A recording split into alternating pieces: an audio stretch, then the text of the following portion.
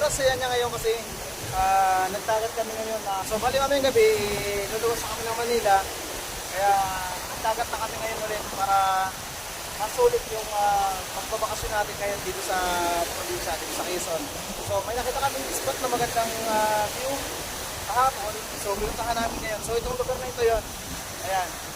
Bali ang entrance ay 50 pesos per head. Tapos may babayaran din kayo ng 10 piso kung sa magtawid na bangka. So bali 60 pesos lang makakapagsaya na kayo dito sa atong maghapon. Yan.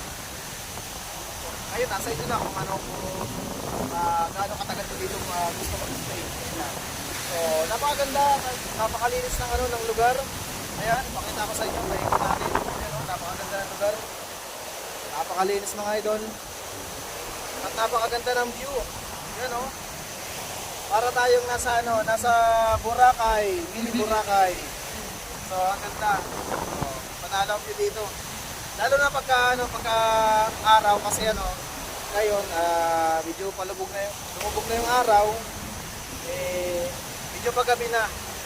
Kaya ayun, sinusulit na lang namin yung time para sa maiksing oras na naman ngayong hapon. Kaya may kaunti, ilalabas na rin kami, uuwi na rin kami.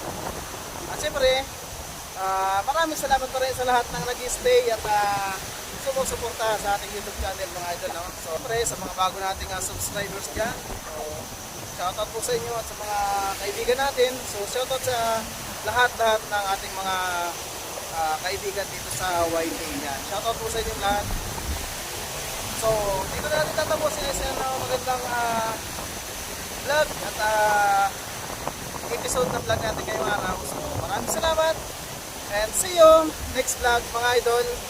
So, bye-bye! Bye-bye!